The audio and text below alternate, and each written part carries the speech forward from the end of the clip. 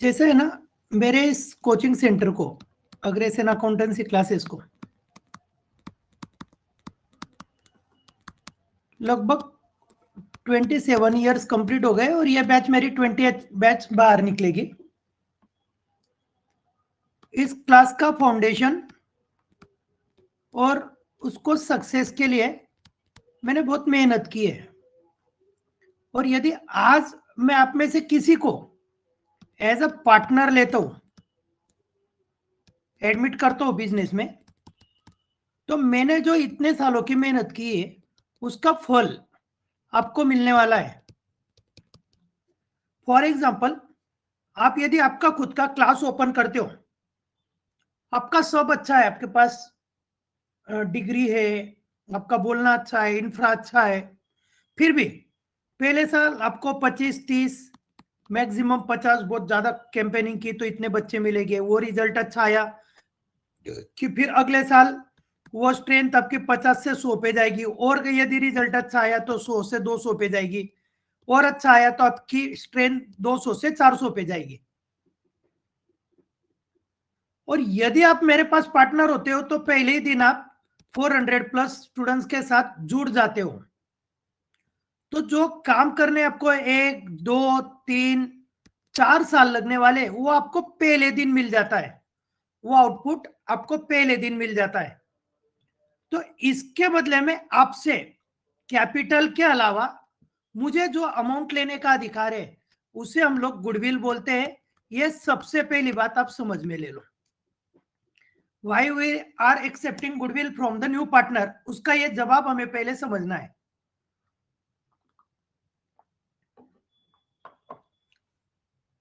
अब रहा गुडविल के केसेस का सवाल। गुडविल का वैल्यूएशन कैसा होता है ये आप लोगों को सबको पता है, उसके ज्यादा मैं डिटेल में नहीं जाता हूं। गुडविल जो भी है वो आपके सेल्स पे, आपके टर्नओवर पे, यानी आपके प्रॉफिट पे डिपेंड है। तो पिछले कुछ 3, 4, 5 सालों का हम प्रॉफिट लेते हैं, उसको टोटल करते हैं, उस टोटल प्रॉफिट से हम लोग एवरेज निकालते हैं, और एवरेज पर से कितने सालों में यह बिजनेस हमारा सेट हो सकता है उसका अंदाज लगा के मल्टीप्लाई बाय 2, 3, 4 जो भी करेंगे वो हम गुडविल की अमाउंट निकालते हैं। बच्चों, सबसे बड़ी बात यह आ रही है अभी, ये जो गुडविल होता है ये हमारे फर्म का गुडविल होता है। ये जो गुडविल होता है, ये जो हम कैलकुलेट करते हैं, ये गुडविल हमारे फर्म का गुडविल होता है।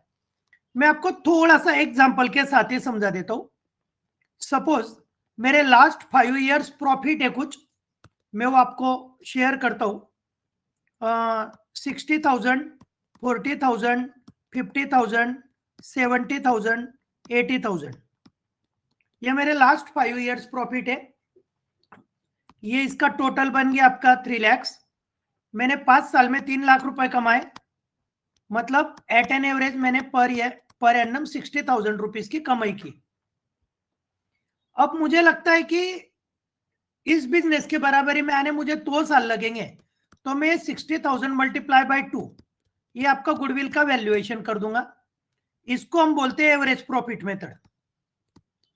सिंपल मेथड ये एवरेज प्रॉफिट मेथड, इस मेथड से हमने गुडविल निकाला।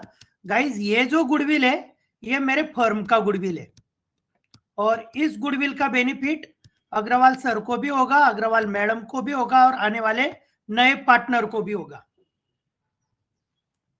तो हम लोगों का तो है ही हिस्सा, तो नए पार्टनर को उसका हिस्सा यदि लाना है तो कैश में लाएगा, और वो कैश नहीं ला पा रहा है तो हम लोग 1,20,000 रुपए का गुडविल रेज करेंगे। ये सब चीजें मैं यहां से हटा देता हूं थोड़ी। सिर्फ आपको एक गुडविल का वैल्यूएशन समझ में आया क्या, ये बताओ? थोड़ा चैट बॉक्स में मुझे रिप्लाई देना। हम गुडविल कैसा कैलकुलेट करते हैं, क्यों कैलकुलेट करते हैं, ये समझ में आया? पहले इस चीज को बताओ। यस नो में जो भी आपका जवाब है वो दे दीजिए।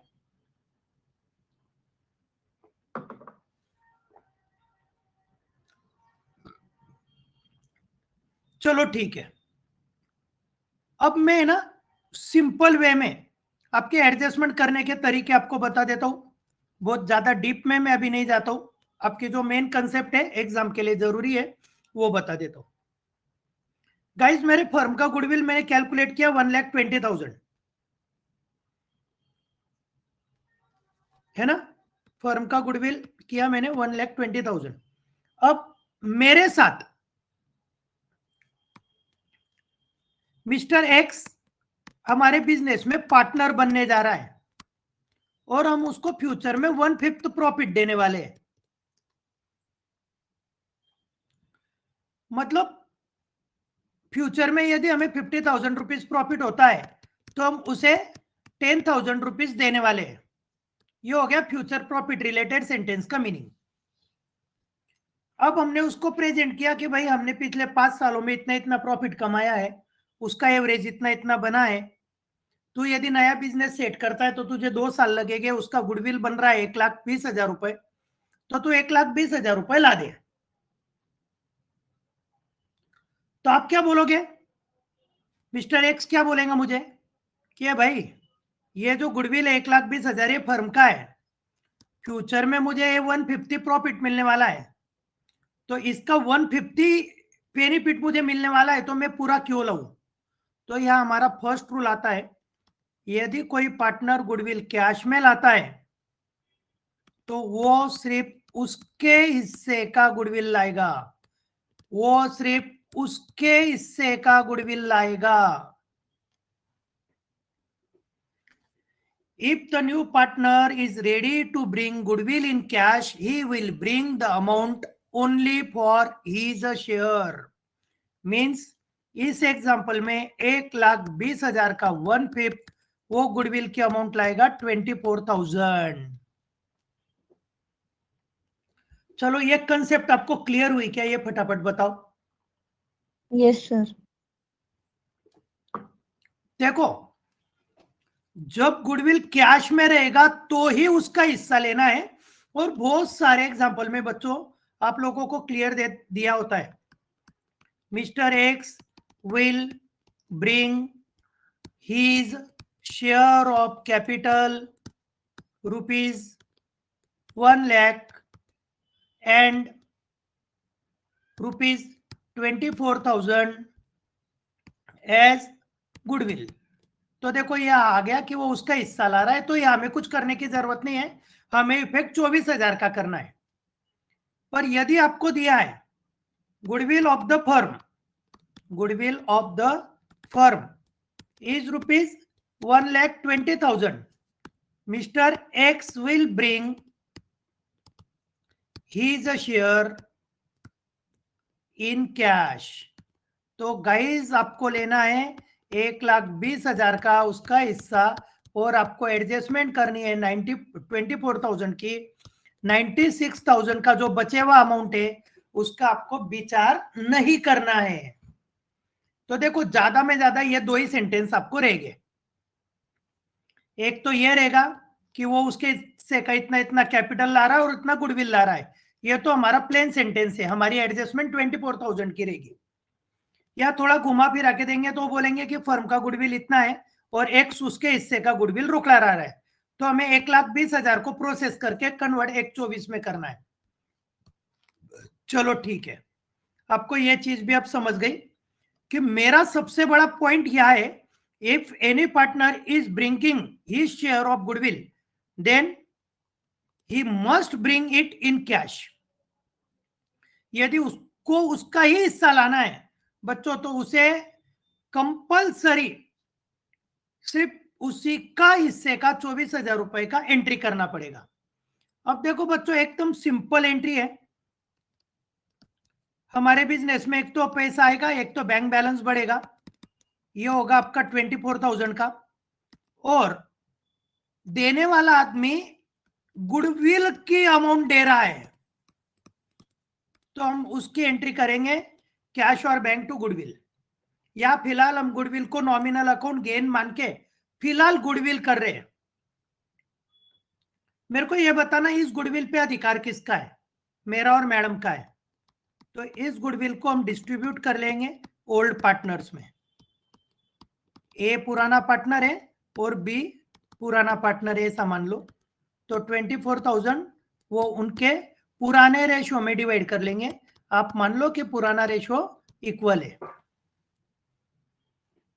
अब ये हो गई आपकी एंट्री, और इसका अकाउंट बनेगा, उसके क्या इफेक्ट हो गए वो भी मैं आपको प्रेजेंट कर देता हूं, ताकि आपको कोई बात की दिक्कत ना आए।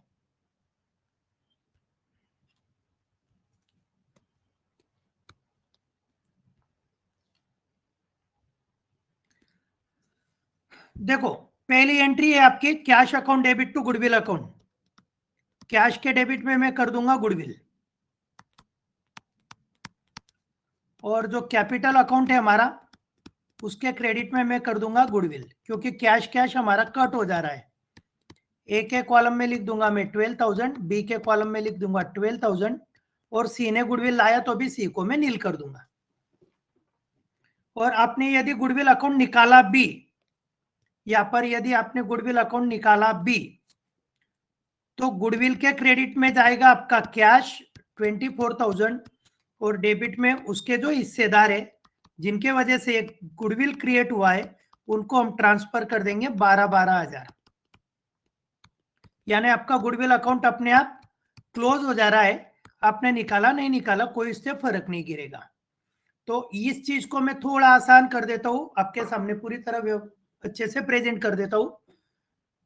यदि बंदा नया पार्टनर उसके हिस्से की अमाउंट कैश में ला रहा है, तो पहली बार है कि वो उसका हिस्सा ही लाएगा, 1,20,000 नहीं लाएगा। पहले ये चीज समझ में ले लो। दूसरी बात, जब वो गुडविल कैश में ला रहा है तो हम कैश को डेबिट करेंगे, गुडविल को क्रेडिट करेंगे। अब इस गुडविल पे अधिकार है ए और बी का, ये उनको बांट देंगे। चलो ठीक है, तो उसका पोस्टिंग मैंने आपको कर दिया। एक चीज आप सबने समझ में लो, गुडविल कैश में रहो या गुडविल रेज रहो, बच्चों एक मैं बहुत आपको इंपॉर्टेंट सेंटेंस बता रहा हूं, गुडविल कुछ भी रहो, पुराने पार्टनर कैपिटल को क्रेडिट, पुराना रेशो। पहली चीज तो ये पक्की है, पुराने पार्टनर ए और बी कैपिटल को क्रेडिट बाय गुडविल, पुराना रेशो। आप बोलोगे कि सर सैक्रिफाइस रेशो कब आता है, तो वो मैं सेपरेट लूंगा। अभी फिलहाल हम तो पुराना रेशो ओल्ड रेशो से देखते हैं। ठीक है, यहां तक किसे कोई दिक्कत है? नहीं होगी। मैं यह जूम करता हूं और थोड़ा सा अब आगे से रखता हूं।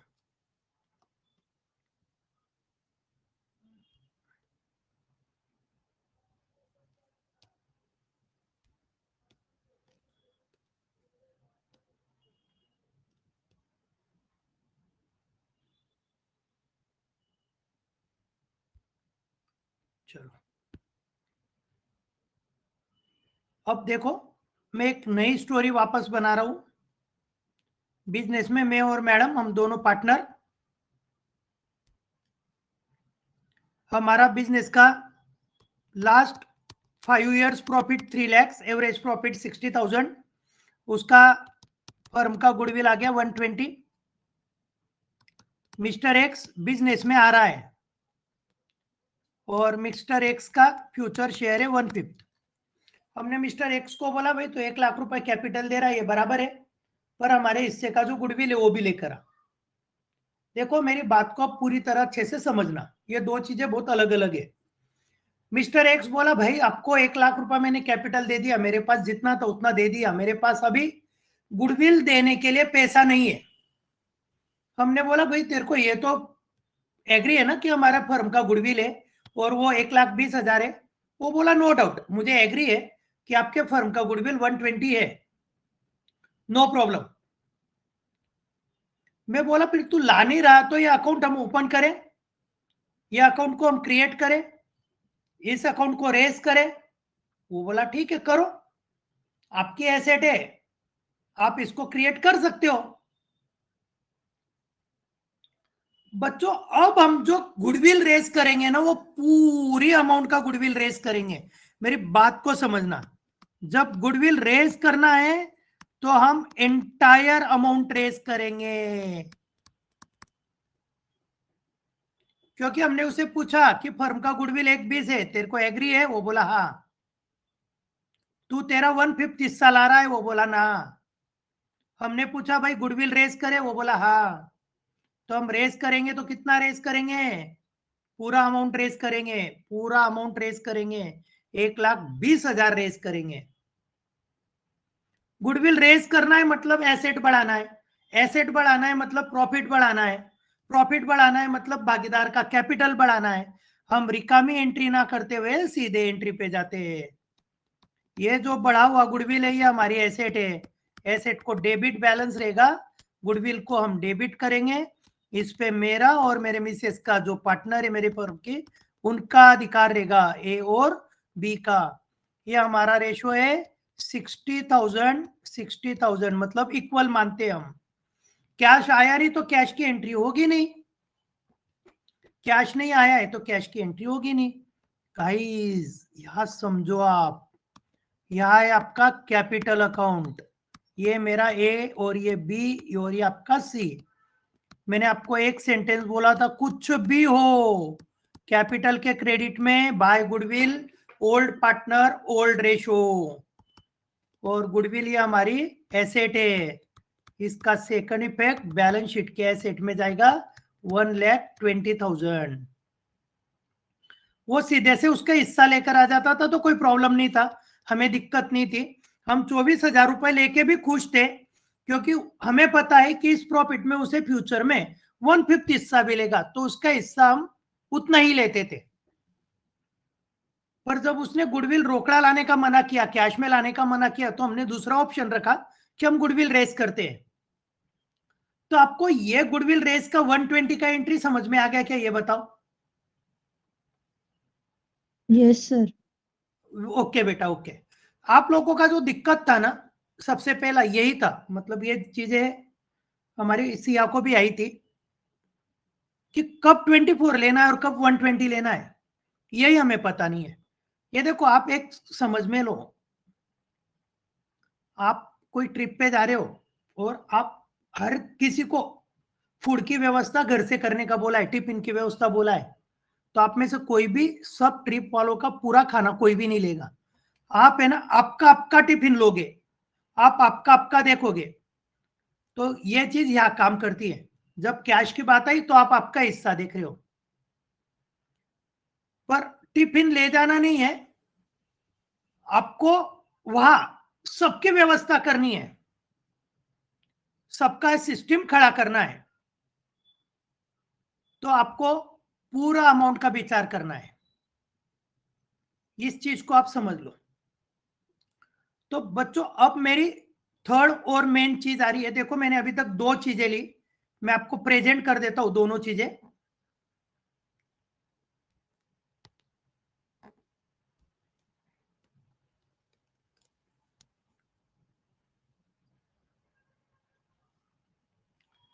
आमने सामने ये दोनों, और मेन है हमारे लिए। एक लिया है मैंने गुडविल ब्रॉट इन कैश वाला मैटर, और एक लिया है गुडविल रेज वाला matter. Goodwill brought in cash में हमारा अकाउंट कैश और कैपिटल में सिमट कर रह गया। ये देखो, ये कैश को डेबिट हुआ टू गुडविल और कैपिटल को क्रेडिट हुआ। इसकी अमाउंट में लिख देता हूं 24,000। और गुडविल गुडविल अकाउंट देखो, यहाँ क्रेडिट डेबिट में अकाउंट क्लोज हो गया, क्लोज हो गया, तो बैलेंस शीट में इसका कोई इंपैक्ट नहीं आया। चलो ठीक है।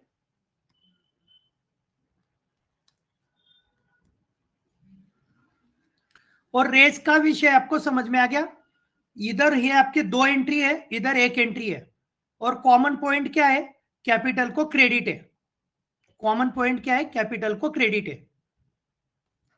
अब मैं मेरे बच्चों को समझाते वक्त कैसे समझाता हूं, वो टेक्निक भी आपको दे देता हूं, आपको एग्जाम में काम में आएगी। आपको जो अमाउंट दी है वो आप सबसे पहले कैपिटल के क्रेडिट में डाल दो, रेज रो या ब्रॉट इन कैश रो, है ना। कैपिटल के क्रेडिट में ओल्ड पार्टनर, ओल्ड रेशो ले लो। फिर मैं क्लास में बच्चों को बोलता हूं कि मैं गया कैश और बैंक के दरवाजे पे, कैश और बैंक एक मकान है ऐसा मानो, उनके घर पे गया, टक टक किया, दरवाजे को नॉक किया, अंदर से आवाज आई, कौन? मैं बोला गुडविल। उसने अंदर से पूछा भाई पैसे है, मैंने बोला हाँ। उसने दरवाजा खोला और मैंने कैश में एंट्री कर दी। ये देखो मैंने अभी यहाँ हाईलाइट किया, मैंने कैश में एंट्री कर दी। हमारा अकाउंटिंग डबल एंट्री सिस्टम है, एक कैपिटल को क्रेडिट हो गया, एक कैश को डेबिट हो गया। ओके, तो अब मुझे तीसरे दरवाजे पे जाने की तो जरूरत है नहीं। ये हो गया मेरा कैश को समझाने का तरीका। अब रेस के लिए मैं समझाता हूं, उस चीज को भी आप अच्छे से समझ लो। मैंने कैपिटल के क्रेडिट में गुडविल की अमाउंट डाल दी। मैंने कैश के दरवाजे पे नॉक किया, अंदर से आवाज आई कौन, मैं बोला गुडविल। उसने पूछा कैश है क्या, भाई कैश तो नहीं है। फिर वो अंदर से ही बोला मैं दरवाजा नहीं खोलता हूं, चलो जाओ यहां से जाओ। मैं बोला तू इतना क्या इतरा रहा है भाई, ज्यादा शान पट्टी मत कर, तू भी कहा जाएगा एसेट में, तेरे पहले मैं एसेट में जाके बैठता हूं। मैंने उसको क्या बोला, तू मत खोल दरवाजा, तेरे पहले मैं एसेट में जाके बैठता हूं। ये देखो मैं एसेट में आके बैठ गया। बस ये मेरा सिंपल स्टोरी है इस सब्जेक्ट को समझाने का। कैश दरवाजा खुलता है तो कैश में चले गए तो बैलेंस शीट में जाने का काम नहीं। और कैश यदि आपके लिए डोर ओपन नहीं कर रहा है तो हम तो हमारे अधिकार की जगह है भाई बैलेंस शीट में, हमारा अपना घर है बैलेंस शीट, हम एसेट है, हम एसेट में जाके बैठ जाएंगे। पर सबसे बड़ा डिफरेंस, कैश में कभी है तो उसका हिस्सा है, और रेज करना है तो पूरी अमाउंट है। चलो अब बताओ आपको ये दोनों केस अच्छे से समझ में आ गई क्या, क्योंकि इस पे आगे की दो केसेस डिपेंड है। ओके, अब देखो बच्चों, ये हाँ अब समझ में लो। अब हमने गुडविल कैश में मंगाया, अब मैं इधर वाली चीज को फोकस कर रहा हूं थोड़ा, है ना, इसको थोड़ा अब मैं कंटिन्यू करता हूं। तो मुझे पता है कि ये अमाउंट मेरे कैपिटल में जमा हो गया है, आप समझ लो, ये अमाउंट मेरे कैपिटल में जमा हो गया है, ये मेरा कैपिटल बढ़ा रहा है, ये अमाउंट मेरा कैपिटल बढ़ा रहा है। अब गुडविल की मिली हुई अमाउंट, गुडविल की मिली हुई अमाउंट यूज करने का मेरा अधिकार है। मैं चाहूं तो इसे बैंक में पढ़ने दूं, मतलब बिजनेस में पढ़ने दूं, और मैं चाहूं तो मेरे पर्सनल खर्चे के लिए निकाल लूं।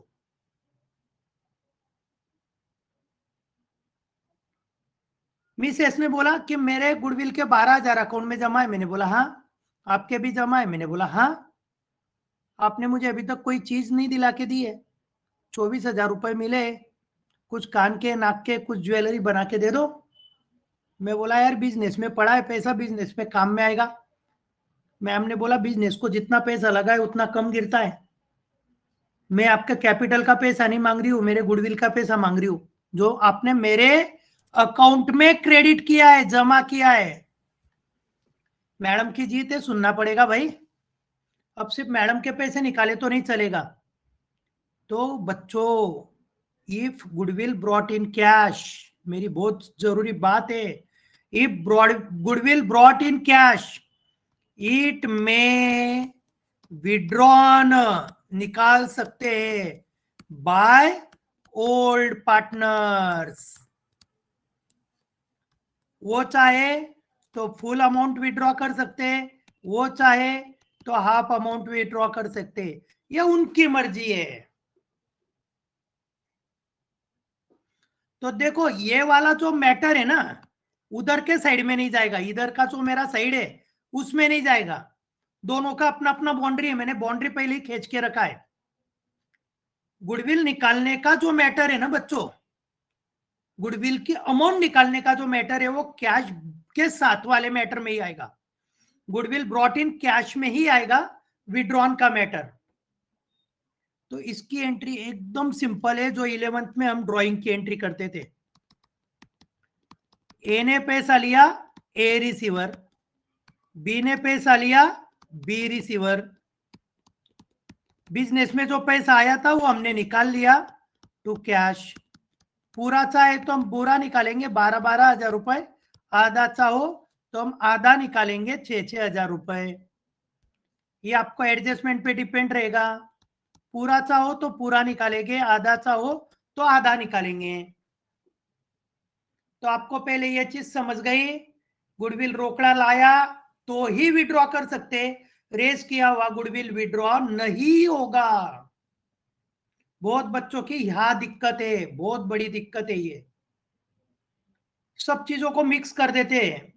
तो जब आपने गुडविल कैश में लाया है और मेरे अकाउंट में और मैडम के अकाउंट में जमा हो चुका है, मैडम की इच्छा है उससे हमें ज्वेलरी बनानी है, उस पैसों से हमें शिमला मनाली घूमने जाना है, उस पैसों से हमें साड़ियां खरीदी करनी है, उस पैसों से हमें मंदिर में दान धर्म करना है, ये हमारी मर्जी है।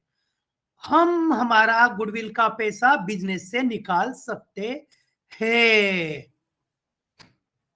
किसके खाते में जमा था? मेरे और मैडम के। निकालेगा कौन? मैं और मैडम। कितने? पूरे तो पूरे, आधे तो आधे, हमारी मर्जी। जैसा गुडविल कैश में आया तो विड्रॉ भी हम कैश में करेंगे, गुडविल कैश में आया तो विड्रॉ भी कैश में करेंगे। अब इसके अकाउंट में क्या इफेक्ट दिखेंगे वो देखो। कैपिटल के डेबिट में टू कैश, पूरा निकाला तो 12,000, आधा निकाला तो 6,000। कैश के क्रेडिट में बाय एज कैपिटल, पूरा निकाला तो 12,000, आधा निकाला तो 6,000। अब यह हो गई आपकी पूरी सिस्टम। टोटल पॉइंट यह क्लियर हो गया। ये हमारा थर्ड पैटर्न है। पहला पैटर्न हमने देखा goodwill brought in cash, second pattern देखा हमने गुडविल रेज। दोनों में जमीन आसमान का फर्क। गुडविल ब्रॉट इन कैश में सिर्फ उसका हिस्सा, गुडविल रेज में पूरा amount. Goodwill brought in cash में कैपिटल को क्रेडिट, कैश को डेबिट, बैलेंस शीट का कोई रोल नहीं, क्योंकि सामने वाले ने बंदे ने गुडविल का पैसा लाया, हमने बांट लिया। गुडविल का अभी के पीरियड में कोई अस्तित्व नहीं।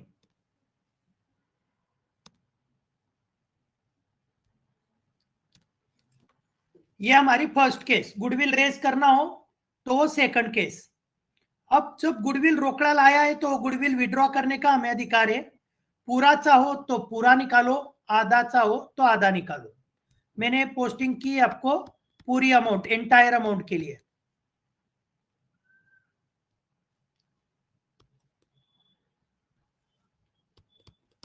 चलो ठीक है, पोस्टिंग बता दी आपको, समझ में आ गई?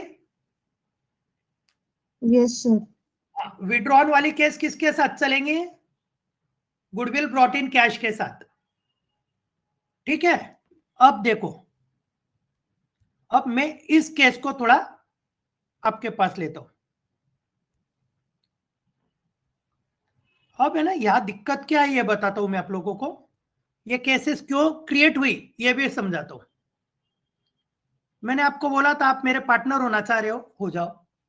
मैंने बोला 1,00,000 रुपए कैपिटल लाओ, आपने ला दिया। मैंने बोला भाई गुडविल का हिस्सा लेकर आओ, 1,20,000 गुडविल है, आपका हिस्सा 24,000 हो रहा है। आपने बोला भाई मेरे पास जितना पैसा था उतना कैपिटल दे दिया, मेरे पास पैसा नहीं है। फिर हमने उसको पूछा भाई हमारा गुडविल 120 तेरे को एग्री है? वो बोला हाँ। मन कहा हमें उसे रेज करें? वो बोला हाँ। गुडविल हमारी एसेट है, उसको डेबिट, पूरा 1,20,000, क्योंकि फर्म का गुडविल है वो 1,20,000। और उस पर फिलहाल अधिकार तो मेरा और मैडम का है, हमने हमारे अकाउंट में बांट दिया और बैलेंस शीट में ले लिया। बच्चों, आपके बैलेंस शीट में यदि लैंड एंड बिल्डिंग है तो आपने पे करके लिया है, प्लांट एंड मशीनरी है तो पे करके लिया है, स्टॉक है तो आपके गोडाउन में है, बैंक बैलेंस है तो पासबुक में दिख रहा है, कैश है तो कैश बॉक्स में है। ये सब चीजें मुझे पता है, इसके अगेंस्ट हमारा कुछ ना कुछ है। पर गुडविल हमने कहां से विकत लिया है? गुडविल इंटेंजिबल एसेट है। गुडविल बैलेंस शीट में दिखना, ये कई लोग सही नहीं मानते हैं। ये गुडविल बैलेंस शीट में दिखाना बहुत से लोग सही नहीं मानते। वो बोलते हैं यार ये इनके मुंह से खुद की तारीफ करते हैं, इन्होंने गुडविल बैलेंस शीट में मेंशन करके खुद का कैपिटल बढ़ा रखा है, ये मार्केट में गुडविल बेचने गए तो बेचे थोड़ी जाने वाला है। तो इसलिए क्या होता है कि हम, अब मेरी बात को समझना, हम नए पार्टनर के आते से ही, क्योंकि हमने गुडविल रेज नए पार्टनर के लिए किया है, नए पार्टनर के बिजनेस में आते से ही, एंट्री करते से ही उसको प्रपोजल रखते हैं, यार भाई हमारा ऑडिटर है ना, ये गुडविल को लेके थोड़ा मचमच कर रहा है, मना कर रहा है, वो बोलता है कि इससे इंप्रेशन बैड होता है, ये इंटेंजिबल एसेट है, इसको उड़ा दे अकाउंट से। वो बोला उड़ा दो, नया पार्टनर बोला उड़ा दो। तो अब मेरी मेन एंट्री है गुडविल राइटअप की, गुडविल अकाउंट से घटाना, गुडविल कम करना, उसको हम बोलते हैं गुडविल रिटर्न ऑफ करना, रिमूव फ्रॉम फाइनेंशियल स्टेटमेंट।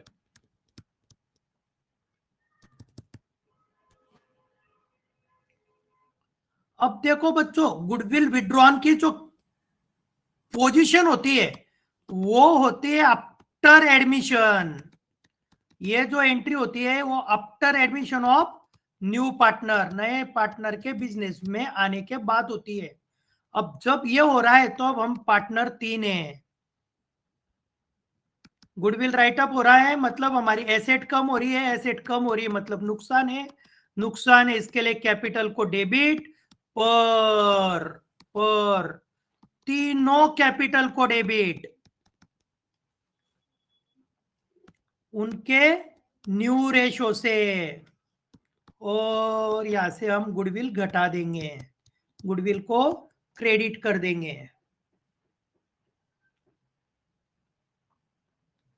अब आप मान लो कि इसमें हो क्या रहा है। अब मैं आपको इसकी मेन चीज बताता हूं।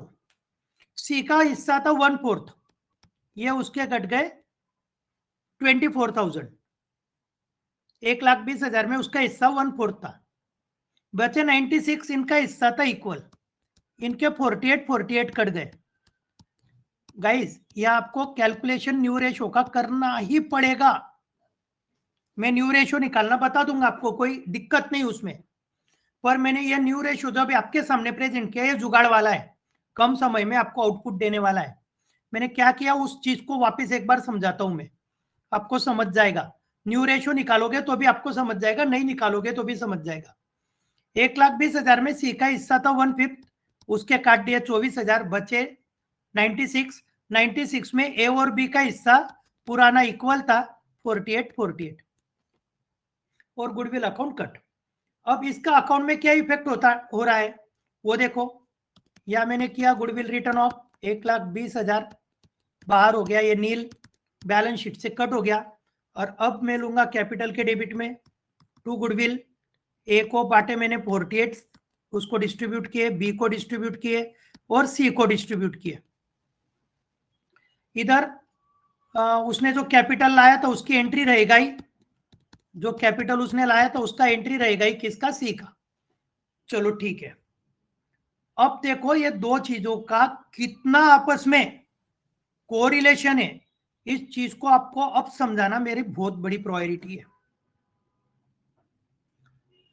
बच्चों यहां देखो, उसका कैपिटल था क्रेडिट 1,00,000, उसके कट गए 24,000, उसका कैरी डाउन कभी हमने निकाला सी का, अब बी के पोजीशन में उसका बचा हुआ कैरी डाउन निकाला तो वो रहेगा 76,000। मतलब उसने नहीं भी कैश में लाया गुडविल, उसने गुडविल कैश में नहीं लाया तो भी उसके कान हमने बराबर 24,000 से काट लिए। देखो 1,00,000 रुपए लाके 24,000 कट कर दिए, 1,00,000 लाके भी आज उसके अकाउंट में कितने बचे, सिर्फ 76,000। हमने सीधे हाथ से नहीं खाया, उल्टे हाथ से खा लिया, हाथ हमारी उंगली टेढ़ी करके हमने हमारा काम पूरा कर लिया। यह चीज आपको बहुत अच्छे से समझना है। यदि वो इज्जत में 1,00,000 रुपए लेकर उसका गुडविल लेकर आता था तो देखो यहाँ क्या हो रहा है, ये उसने कैपिटल लाया 1,00,000 और गुडविल के 24 अलग दे दिए, तो उसका कैरी डाउन कितना बचेगा, 1,00,000 रुपए बचेगा। ये चीज आपको समझती हो तो ठीक है, ऊपर से जाती हो तो छोड़ दो। जब वो कैश में ला रहा है तो उसका कैपिटल सेफ है, और वो यदि कैश में नहीं ला रहा है तो 1,00,000 तो ले लिए, गुडविल के 24 राइटअप कर दिए और हमारा गुडविल का हिस्सा बराबर एडजस्ट कर लिया। अब दूसरी बात देखो, ए को दिए हमने 60 काटे 48, बी को दिए 60 काटे 48, और इधर देखो उनको सीधा 60 और 48 का डिफरेंस 12,000 दे दिया। मतलब रोकड़ा लाना क्या और रेस करना क्या, दोनों का जो इफेक्ट है वो एकदम सेम है। फाइनली जो लास्ट आउटपुट आता है ना वो सेम है, इतनी बात आप समझ में लो। अब मैंने जहां तक लेक्चर लिया वो चीज आपको एक बार फिर से रिपीट कर रहा हूं, थोड़ा समझना।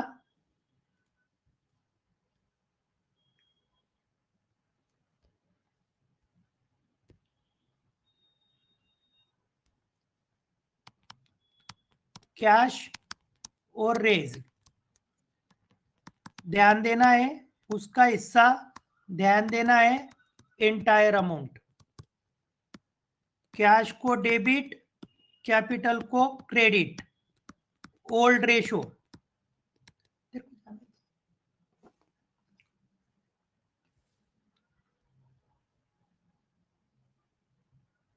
इधर बैलेंस शीट के एसेट में और कैपिटल के क्रेडिट में, और यहां पर भी आएगा आपका ओल्ड रेशो। कॉमन चीज है कैपिटल को क्रेडिट, कैपिटल को क्रेडिट। इधर हमने दस्तक दी दरवाजे पे, कैश के दरवाजा ओपन हो गया, कैश के घर में चले गए। इधर हमने दस्तक दी थी, कैश ने हमें भगा दिया, तो हम बैलेंस शीट के एसेट में आके बैठ गए। अब सेकंड इंपॉर्टेंट, रोकड़ा लाया हुआ गुडविल विड्रॉ कर सकते। विड्रॉ कौन करेगा? जिनको मिला है वही, ए बी और कैश। हम गुडविल की अमाउंट निकाल रहे हैं, गुडविल नहीं निकाल रहे हैं, हम गुडविल की अमाउंट बिजनेस से निकाल रहे हैं, ए बी टू कैश। इस पूरे एंट्री में गुडविल ये वर्ड कहीं पर भी नहीं आएगा, क्यों? हमने गुडविल की अमाउंट बिजनेस से निकाली है। और ये जो है रेस किया हुआ मैटर बच्चों, ये हमें राइट अप करना पड़ेगा। और राइट अप करने में मेरा रूल है, कैपिटल अकाउंट के डेबिट में नए पार्टनर के साथ सभी पार्टनर को नए रेशो से, कैपिटल अकाउंट के डेबिट में नए पार्टनर के साथ सभी पार्टनर को नए रेशो से हम गुडविल डिस्ट्रीब्यूट करेंगे और बैलेंस शीट का गुडविल हटा देंगे। उसको बोलते हैं गुडविल राइट अप करना। ये केस करने के बाद दोनों रास्ते से आने वाला आउटपुट आपका सेम होता है। ये जो है ये बैलेंस शीट में अपीयर नहीं होता है, ये बैलेंस शीट में पहले अपीयर होता है और राइट ऑफ के बाद डिसअपीयर हो जाता है। इसका इफेक्ट कैश में होता है, इसका इफेक्ट एसेट पे होता है, इसका इफेक्ट इधर कैश में नहीं होता है। तो ये सब चीजें आपको समझनी है। चलो ठीक है। अब मुझे आप फ्रैंकली बताओ, ये 4 केस में आपको तकलीफ क्या है, क्या नहीं समझा है वो बताओ। उतना पार्ट में रिपीट करूंगा, ये आपके सामने रखा है।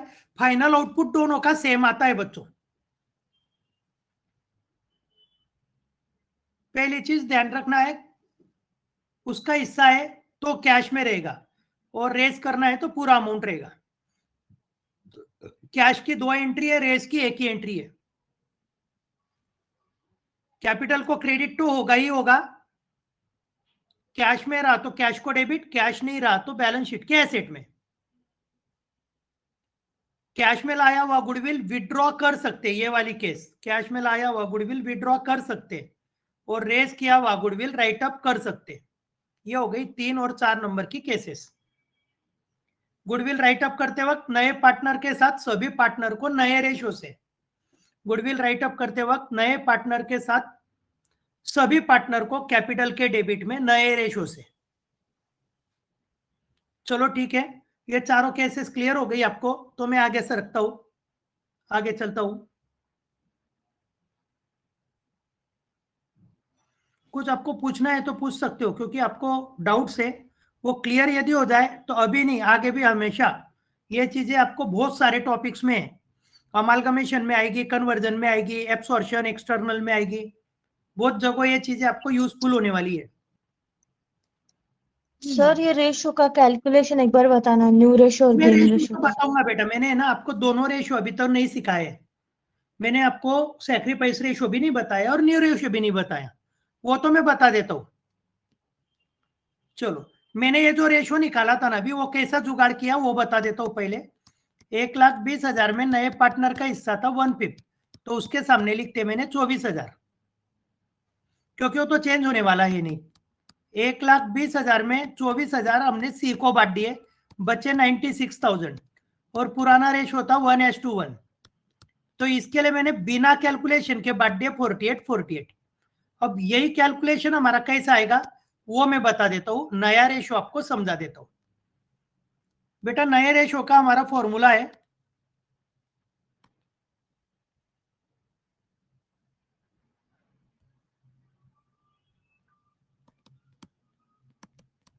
New ratio is equal to old ratio multiply by remaining ratio. New ratio हमें दो कंडीशन में लगेगा, एक गुडविल राइटअप करने और दूसरा कैपिटल एडजस्ट करने के लिए, न्यू प्रोपोर्शन में कैपिटल एडजस्टमेंट के लिए। ये दो जगहों पे आपको ये रेशो लगने वाला है। कौन सा? New ratio. चलो फॉर्मूला आपको समझ गया। अब ए बी का मैंने लिया है इक्वल 1/2 1/2। अब यदि मैं एक 1/5 नए पार्टनर का दे रहा हूं, 5 में से एक हिस्सा दे रहा हूं, तो 5 के 4 हिस्से बच रहे, 4/5 आपका रिमेनिंग है। अब सी का मैटर देखते हैं। सी का ओल्ड तो नहीं था पर उसका रिमेनिंग ही 1/5 है। अब ये आ गया आपका 4/10 और इसको 10th करने के लिए हमने ले लिया 2/10। 4 4 2 हमारा रेशो बन गया 2 2 1। अब देखो मैंने 1,20,000 डिस्ट्रीब्यूट किया था,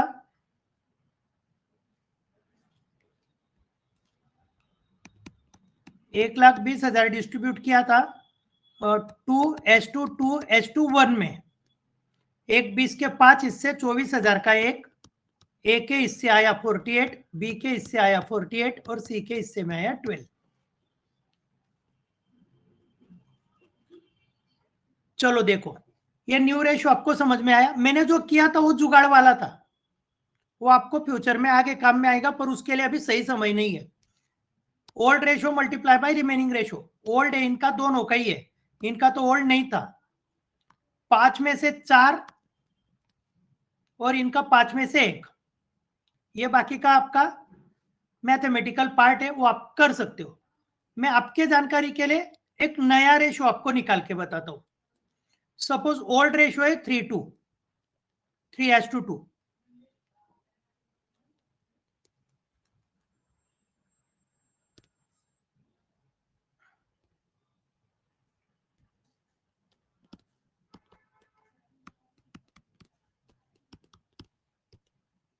चलो आपको यह समझ में आया। 3:2 है, मैंने ए बी के सामने लिखा, सी को क्लोज कर दिया।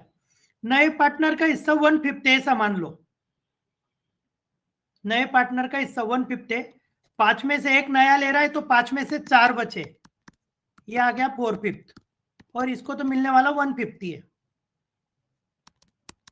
12 डिवाइडेड बाय 25, 8 डिवाइडेड बाय 25 और ये इसको भी 25 करने के लिए हम 5 से मल्टीप्लाई कर देंगे। आपका रेशो बन गया 12:8:5। समझ गया बेटा न्यू रेशो निकालना? Yes sir. ओके, एक आपके जानकारी के लिए लास्ट रेशो ले लेता हूं।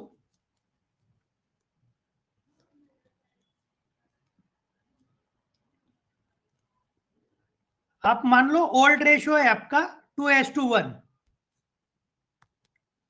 ओल्ड रेशो है 2:1 म्हणजे 2/3 एंड 1/3 और नए पार्टनर का हिस्सा 150 मान लो। आप नए पार्टनर का हिस्सा 1/5 मान लो। चलो बताओ मुझे रिमेनिंग क्या आएगा? 4/5 और इधर रिमेनिंग की जरूरत नहीं। 8/15 4/15 और इसको ऊपर नीचे 3 से मल्टीप्लाई कर देंगे, 3/15। आपका ये रेशो बन गया 8:4:3।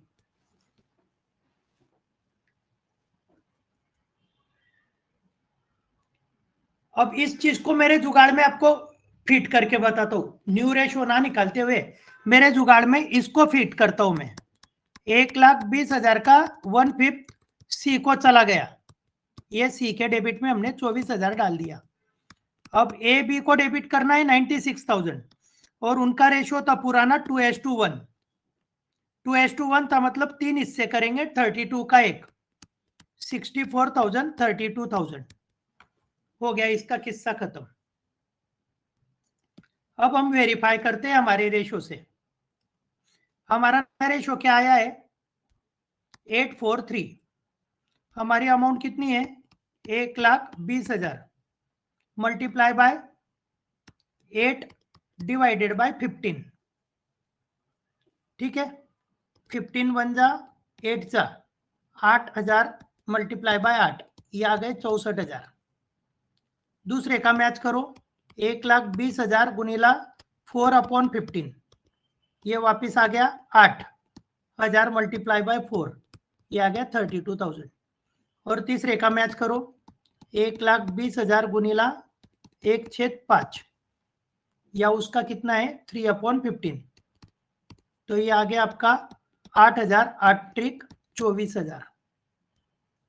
ये देखो मैंने जुगाड़ से नीचे निकाला था, जो आपको कभी धोखा नहीं देगा, क्योंकि उसको ज्यादा कैलकुलेशन की जरूरत नहीं है, दिमाग की पूरी जरूरत है। 1,20,000 गुनीला 3/15। न्यू रेशो क्यों निकालेंगे? पहली वजह गुडविल के लिए। गुडविल सॉरी न्यू रेशो और कब निकालेंगे? कैपिटल एडजस्ट करने के लिए। अब गुडविल राइटअप करना है तो ही हम न्यू रेशो निकालेंगे, और मैंने आपको 3 अलग अलग न्यू रेशो निकाल के बता दिए। चलो ठीक है, कोई दिक्कत यहाँ तक न्यू रेशो में? अभी कोई? No sir. ओके बेटा, अब मैं थोड़ा सा मेरी 5th केस के तरफ चलता हूं, जो बहुत काम की है।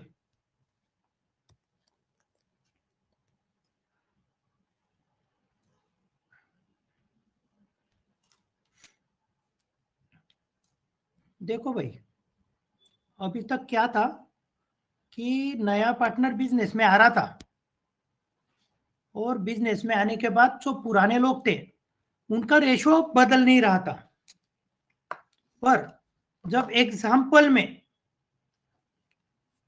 आपको नया रेशो दिया हो, तो गुडविल डिस्ट्रीब्यूट करने के लिए सैक्रिफाइस रेशो निकालना पड़ेगा। गुडविल डिस्ट्रीब्यूट करने के लिए सैक्रिफाइस रेशो निकालना पड़ेगा। इसका सैक्रिफाइस रेशो का मकसद सिर्फ गुडविल डिस्ट्रीब्यूट करना ही है, इसके अलावा सैक्रिफाइस रेशो हम कहीं पर भी यूज नहीं करेंगे, कहीं पर भी यूज नहीं करेंगे। ऐसा क्यों, मैं वो बताता हूं।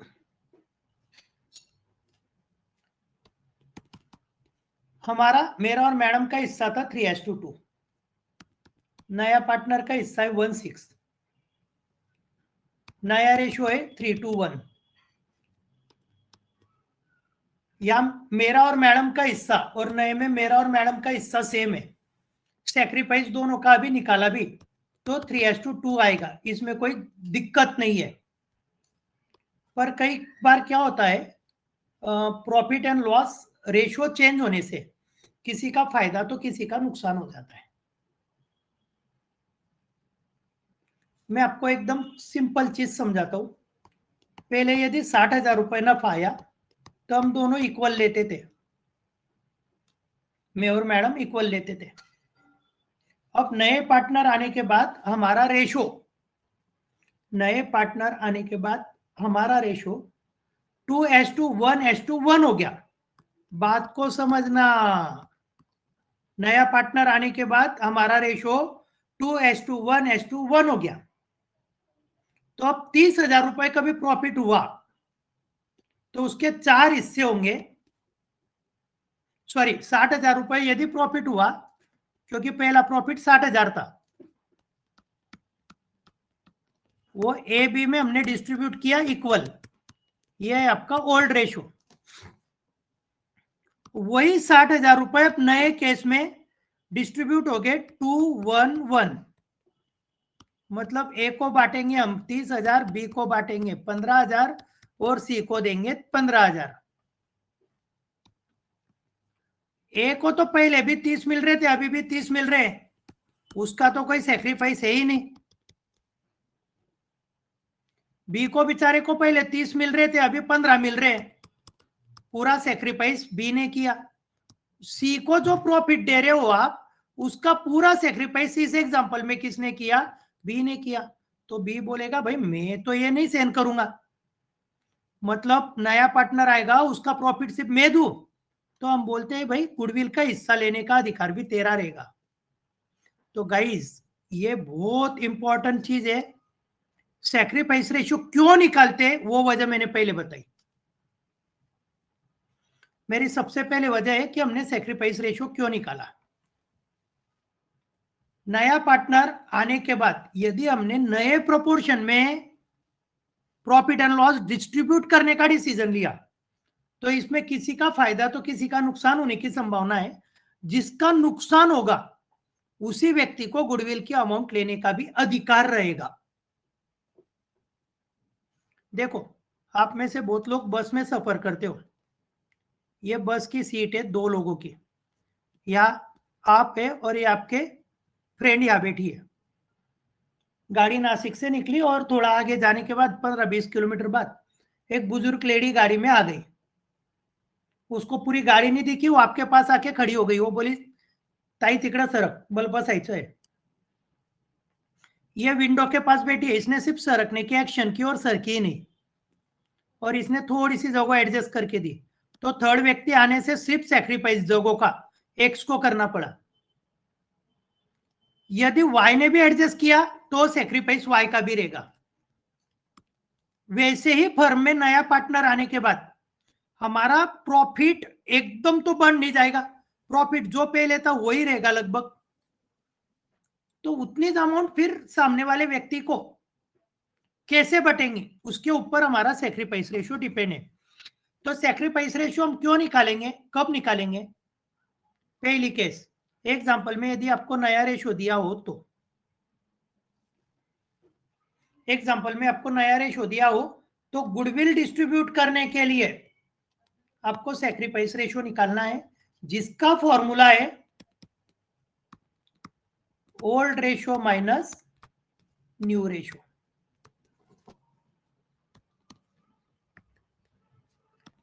दोनों का इक्वल था और नए रेशियो को 2:1 आया, तो ये आया 2/4 1/4। सैक्रिफाइस में सी का कोई लेन देन नहीं, क्योंकि वो तो सैक्रिफाइस नहीं कर रहा है, उसका तो गेन होने वाला है, बिजनेस का प्रॉफिट लेने वाला है वो तो यहाँ डिनोमिनेटर हम सेम करेंगे और फिर हमारा आंसर फाइंड आउट करेंगे। ये जो भी सैक्रिफाइस रेशियो आएगा वो रहेगा। सपोज आपका पुराना रेशियो 3:2 है, नया रेशियो 5:3:2 हो गया।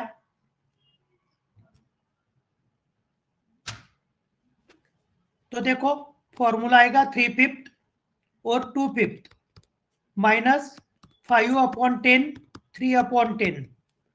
डिनोमिनेटर सेम करने के लिए 6/10 माइनस 5/10 इज इक्वल टू 1/10।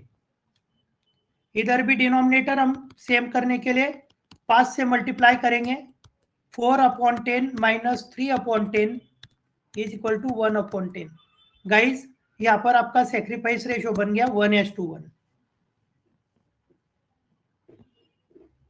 पुराना रेशियो क्या जूम किया मैंने 3:2, नया रेशियो क्या जूम किया एबीसी का 5:3:2। चलो आपको सैक्रिफाइस रेशियो का कंडीशन समझ में आ गया क्या, ये बोलो।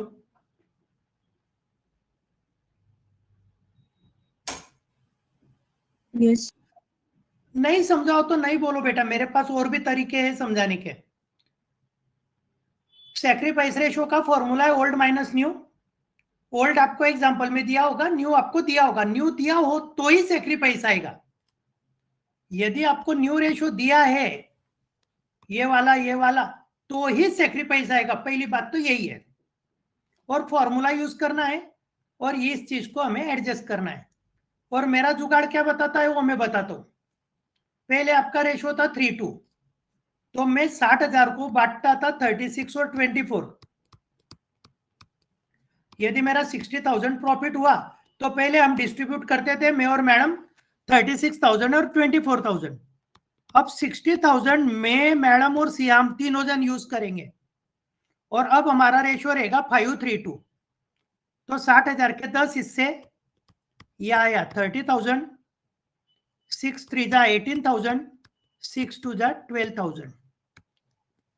मतलब मैंने सेक्रीफाइस किया 6,000, मैम ने सेक्रीफाइस किया 6,000, और गेन तो इसका हो रहा ही है क्योंकि ये पर में आई है। तो हमारा जुगाड़ वाला रेशियो भी है 1:1, और कैलकुलेशन जो टेक्निकल है वो भी है 1:1। तो ये आपको दिया है बुक में, और ये है आपकी कंसेप्ट कि क्यों निकालते हैं हम। ये चीज आपको या कंसेप्ट में समझ में आ जाएगी, और कैसे निकालते हैं वो चीज आपको ये यहां पर समझ में आ जाएगी। बस 5वीं केस में आपको क्या ध्यान रखना है, मैं उस चीज को समझाता हूं आपको। 5th केस मेरी क्या है उस चीज को समझ लो आप सब। यदि 5th केस आई तो यहां देखो, ये कैपिटल के क्रेडिट में जो गुडविल बटा है ना, ये अभी हाईलाइट कर रहा हूं मैं, 12,000। बस ये मैं सैक्रिफाइस रेशो से बांटूंगा। बाकी एंट्री, पोस्टिंग, पर्टिकुलर सब सब सब सेम होगा।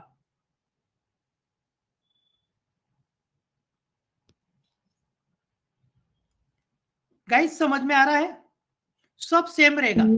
बस यहां पर मैं किस रेशो का यूज करूंगा बेटा? सैक्रिफाइस रेशो का। तो विड्रॉ करते वक्त भी मैं कौन से रेशो से विड्रॉ करूंगा? सैक्रिफाइस से ही विड्रॉ करूंगा।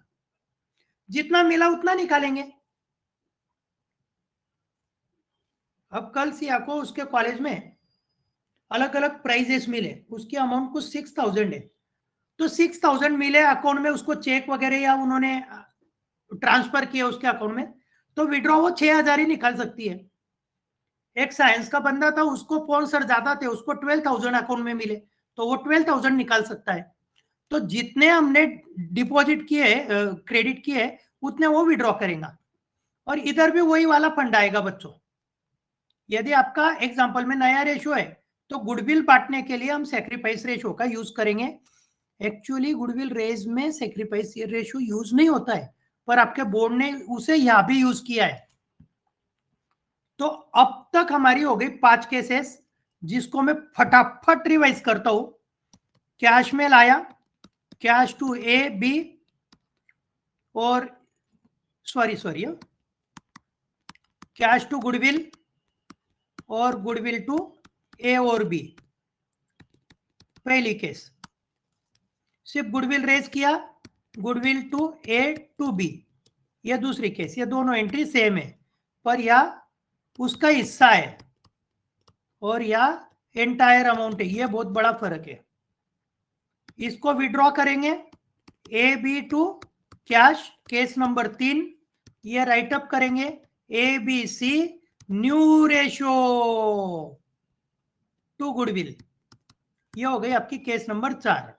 आपको एग्जांपल में न्यू रेशो दिखा, आपको निकालना है सैक्रिफाइस रेशो, और उसका यूज करना है सिर्फ गुडविल बांटने के लिए। बाकी जीआरपीएल वगैरह कुछ नहीं बांटना है उससे। नया रेशो अपियर हुआ रे हुआ एग्जांपल में कि आपको ढूंढना है सैक्रिफाइस रेशो। ये हो गई आपकी case number 1, case number 2, case number 3, case number 4, case number 5। चलो ओके। Yes sir. हाँ यस सर। ओके बेटा, ओके चलो ठीक है। अब लास्ट केस समझा देता हूं, मुझे भी थोड़ा काम है। सपोज ऑलरेडी बैलेंस शीट में 30,000 गुडविल दिया है। ऑलरेडी बैलेंस शीट में गुडविल है 30,000। एग्जांपल के बैलेंस शीट में ऑलरेडी गुडविल है 30,000। इसका मतलब हम पहले ऑलरेडी गुडविल रेज कर चुके हैं। अब नीचे एडजस्टमेंट में दिया है goodwill of the firm is valued ₹60,000। अब या कैश बीच में लाने की क्या कंडीशन है वो मैं बाद में बोलता हूं। ऑलरेडी गुडविल 31, आज का उसका हिस्सा है 60। तो हम लोग पहली बात तो ये करेंगे, जो आंसर का बैलेंस शीट है ना, उसमें नई वैल्यू तो सेट कर देंगे, उसमें नई वैल्यू सेट कर देंगे। यहां तक कुछ दिक्कत है क्या, मेरे को ये बताओ भला। बैलेंस शीट में नया वैल्यू सेट कर देंगे हम।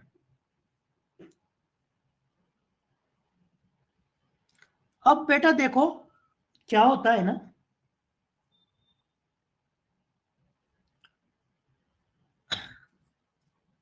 अभी आपका जस्ट फाउंडेशन का रिजल्ट आया,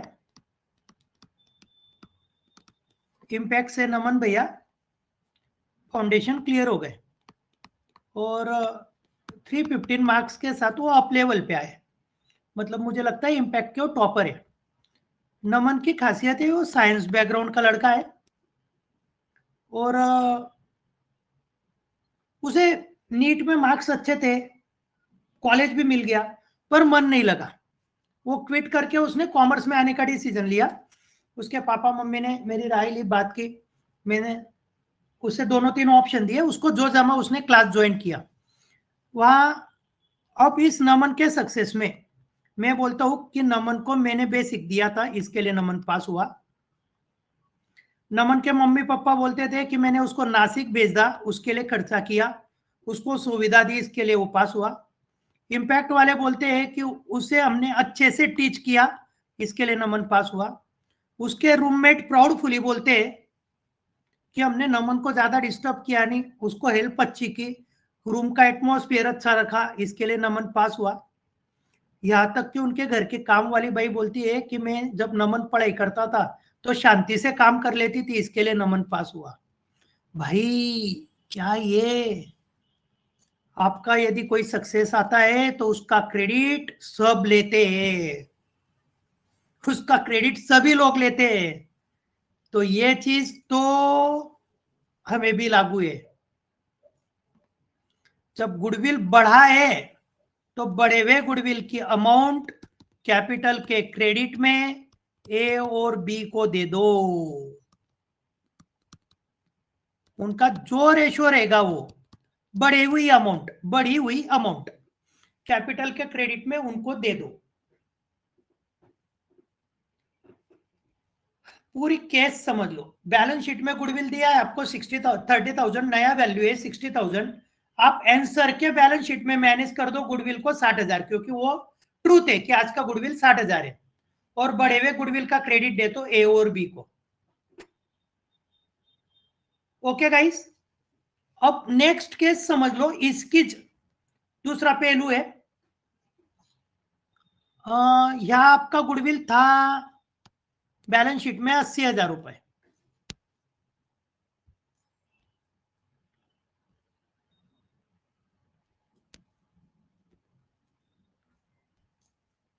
इसका गुडविल कितना था, 80,000, और गाइस आज का वैल्यूएशन हो गया 60,000। तो बैलेंस शीट में तो आप 60,000 मैनेज कर दो।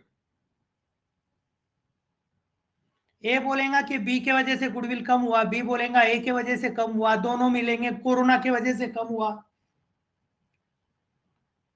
कोई बच्चा फेल हो गया तो उसके घर वाले बोलेंगे कि उसकी तबीयत खराब थी इसके लिए फेल हुआ, टीचर बोलेंगे उसने पढ़ाई नहीं की इसके लिए फेल हुआ, उसके दोस्त बोलेंगे वो टाइम पास करता था इसके लिए फेल हुआ।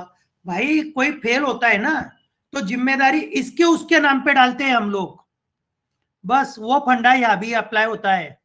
ए बोलता मेरे वजह से कम नहीं हुआ, बी बोलता मेरे वजह से कम नहीं हुआ। हम बोलते हैं झगड़ो मत यार, हमारी एसेट कम हो गई, ये ट्रूथ है। एसेट कम हुई तो हम रिवैल्यूएशन के डेबिट में लेते हैं भाई, हमें इतना पता है, बस मैं ले लेता हूँ रिवैल्यूएशन के डेबिट में। 80 पे से 60 पे आए, 60 मैनेज कर दिया, नुकसान रिवैल्यूएशन के डेबिट में ले लिया। तो गाइस आपको समझ में लेना है, बड़ा तो बढ़ी हुई अमाउंट कैपिटल के क्रेडिट पे दे दो, और कम हुआ तो रिवैल्यूएशन के डेबिट में डाल दो। किसी पे दोष मत दो, किसी की गलतियां मत निकालो, बस इतना सिंपल फंडा है। ये जो रिवैल्यूएशन का लॉस है ये आखिरी हमें ही आने वाला है, तो झगड़ा करके कोई मतलब नहीं। तो ये हो गई मेरी केस नंबर 6। अब एक ही एग्जांपल है पूरे बोर्ड के बुक में, जो मैं आपको अभी थोड़ा सा रिपीट कर देता हूं। आपका हुआ है कि नहीं मुझे पता नहीं है, पर एक ही ऐसा एग्जांपल है बोर्ड के बुक में कि जो थोड़ा टेढ़ा है, गुडविल के मामले में। ये देखो, यहाँ बैलेंस शीट में गुडविल दिया है आपको 20,000, और सी जो है, C is bringing his share of goodwill ₹12,000। ऐसा है सपोज, अमाउंट मेरी इमेजिनरी है। मेरे को एक बात बताओ बच्चों, यदि गुडविल आपके हिस्से का कैश में ला रहे हो तो आप गुडविल बैलेंस शीट में प्रेफर करोगे क्या? जब गुडविल का पैसा आप दे रहे हो तो वही चीज आप बैलेंस शीट में भी मैनेज करोगे क्या? देखना पसंद करोगे क्या? नहीं। क्यों नहीं पसंद करोगे? क्यों नहीं पसंद करोगे? ये देखो, ये पहली वाली केस, जब गुडविल कैश में ला रहे हैं तो कैश और गुडविल खत्म हो गया, कैपिटल में डाल के एसेट में उसका कोई रोल ही नहीं है। जब कोई बंदा उसके हिस्से का गुडविल रोकड़ा ला रहा है तो वो गुडविल को बैलेंस शीट में देखना पसंद नहीं करेगा। बच्चों, ऐसे टाइम पे आपको फर्स्ट स्टेप करना है, आपका जो 20,000 गुडविल है ओल्ड, उसको राइट अप करो ए और बी में और ओल्ड रेशो में, क्योंकि आपने वो राइट अप फैला है, आप उसको निपटाओ। पहले ये 20,000 जो बैलेंस शीट का है, ये ओल्ड गुडविल है, बढ़ रहा भी नहीं कम भी हो रहा नहीं, नया व्यक्ति उसका हिस्सा कैश में ला रहा है, तो इस गुडविल को आप राइट अप कर दो कैपिटल के डेबिट में ओल्ड रेशो से, कैपिटल के डेबिट में 20,000 ओल्ड रेशो से, मतलब इसका मैटर खत्म हो गया और अब इसका रास्ता क्लियर हो गया। कैश टू गुडविल 12,000 और गुडविल टू में और मैडम, गुडविल टू ए और बी। तो ये एक ही केस सिर्फ बुक में टेढ़ी है, बाकी तो सब एग्जांपल अच्छे हैं बच्चों, कोई प्रॉब्लम नहीं है। तो ये 6 केसेस गुडविल की है। मेरा फोकस गुडविल में हमेशा एक चीज पे है, आप कैश में ला रहे हो तो आपका हिस्सा रहेगा, आप रेस कर रहे हो तो पूरे फर्म का रेस करोगे। चलो ठीक है, आपकी कोई और कंसेप्ट क्लियर होना बाकी हो तो बता दो। नया रेशो हम निकालेंगे गुडविल राइट अप करने के लिए, नया रेशो हम लोग निकालेंगे कैपिटल एडजस्ट करने के लिए, सैक्रिफाइस रेशो निकालेंगे हम लोग सिर्फ और सिर्फ एग्जांपल में नया रेशो दिया हो तो ही। सैक्रिफाइस रेशो निकालेंगे आप सिर्फ और सिर्फ नया रेशो दिया हो तो।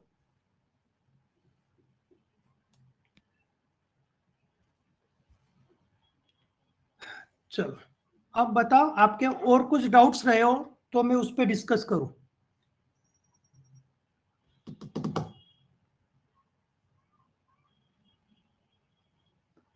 नहीं समझ में आया हो, आपको जल्दबाजी लगी हो तो 2 दिन में भी यहाँ नहीं हूं, आने के बाद 15-15 20-20 मिनट के ब्रेक में एक एक केस वापस रिपीट कर दूंगा। सर समझ गए। हाँ, अब आप एग्जांपल देखोगे ना तो आपका कॉन्फिडेंस बिल्ड हो जाएगा बच्चों। कोई उसमें है ना, मतलब ऐसी बहुत बड़ी दिक्कत वाली बात नहीं है ना? Yes sir. हाँ, एग्जाम्पल सॉल्व करने के बाद आपको कोई एग्जाम्पल्स में डिफिकल्टी हो, नहीं समझ में आया हो, तो आप सी आके इस पे डाल दो आपकी क्वेरी, जैसा भी टाइम मिलेगा उसको मैं क्लियर कर दूंगा। अकाउंट के पेपर के पहले 7-8 दिन छुट्टी है, इधर एक मतलब गैप है, उसमें भी आप लोग मुझे जो टॉपिक का चाहिए उसका कंसेप्ट क्लियर कर सकते हो, कोई दिक्कत नहीं है। Yes sir, thank you. Welcome बेटा।